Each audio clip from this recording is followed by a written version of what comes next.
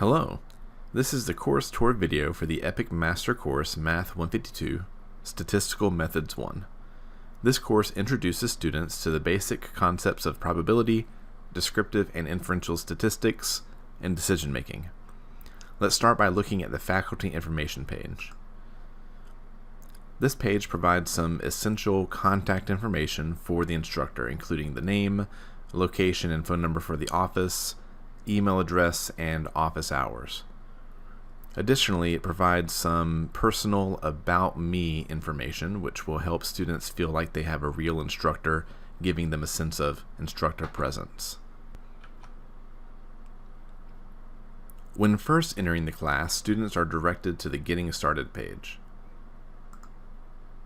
This page has several important pieces of information that will help students get acclimated to this online class.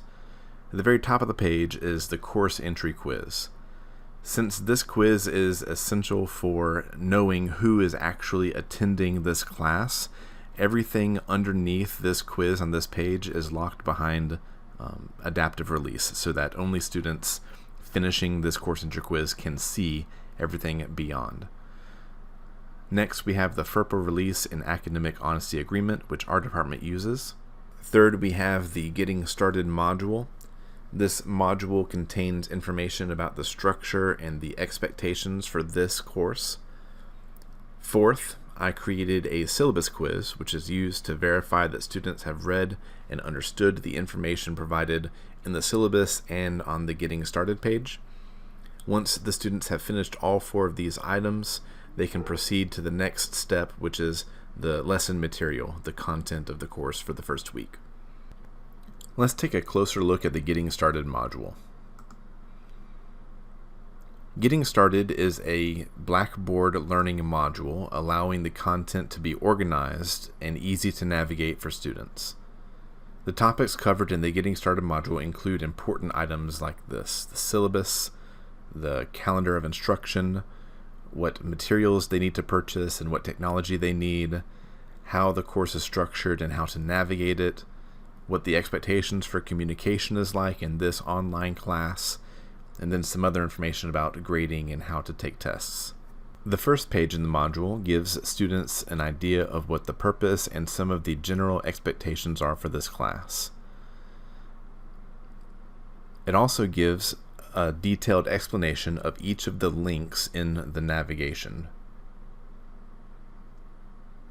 Since it's structured as a learning module, students see one page at a time and click forward to go from page to page.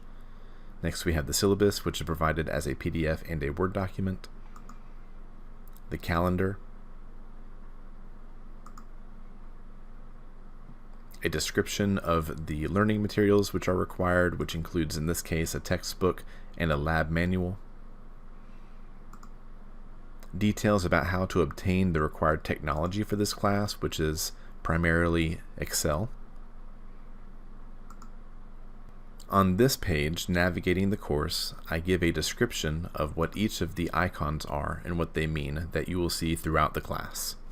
One of the main recent additions I made to this class is to put in more consistency by attaching an icon next to the different tasks and assignments and expectations that students will encounter from week to week.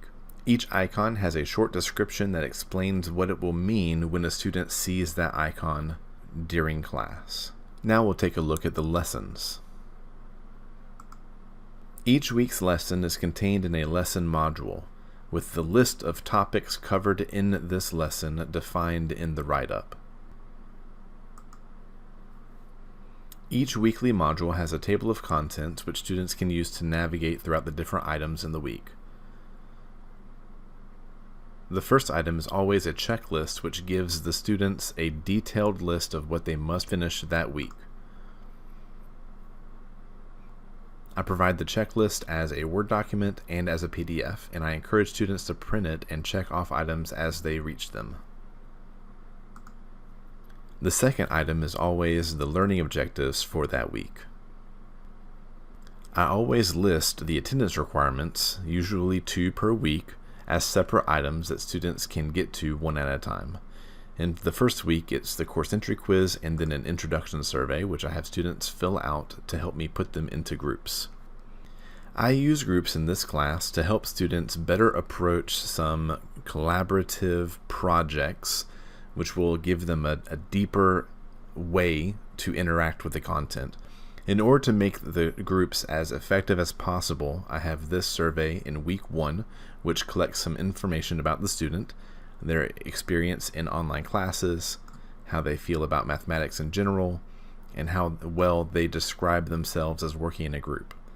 I also collect information about how often they are able to work during different times of the day and what their major or what their career is. After the first week, when I've collected this information from all of the students, I put them into groups myself based on their responses.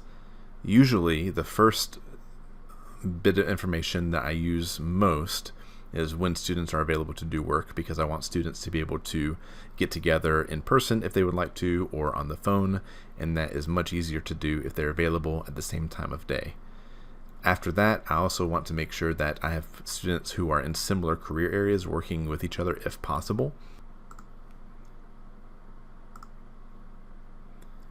In later weeks, the attendance requirements are usually either a quiz or a discussion board requirement. I stagger the due dates for the different attendance requirements to help ensure that students are logging into the class multiple times per week. For example, the first attendance requirement in the second week of class is due on a Sunday, and the second attendance requirement is due on the following Wednesday.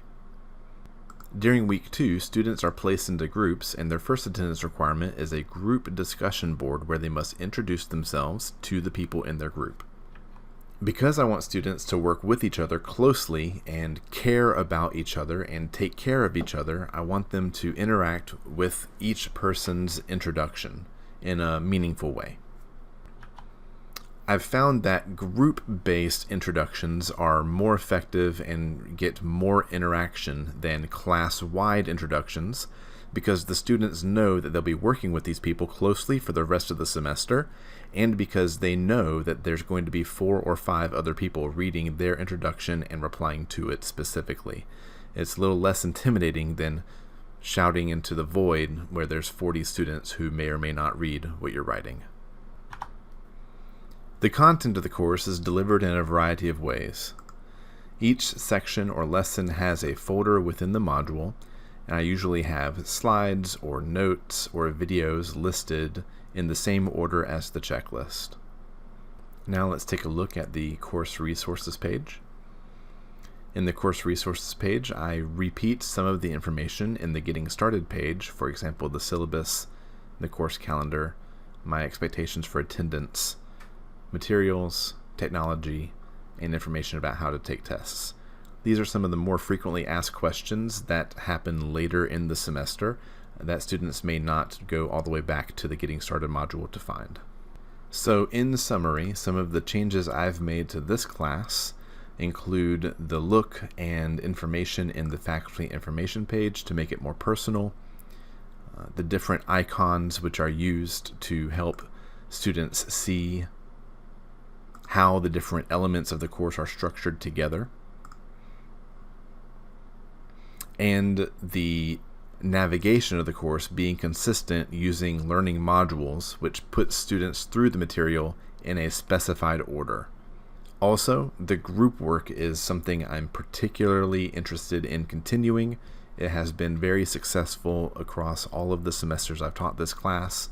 Students usually end up giving me very strong positive feedback about how their groups were very helpful in helping them understand the material of the course. I hope this was a helpful introduction to my course, and I hope you check out some other ideas from the other Epic Master courses.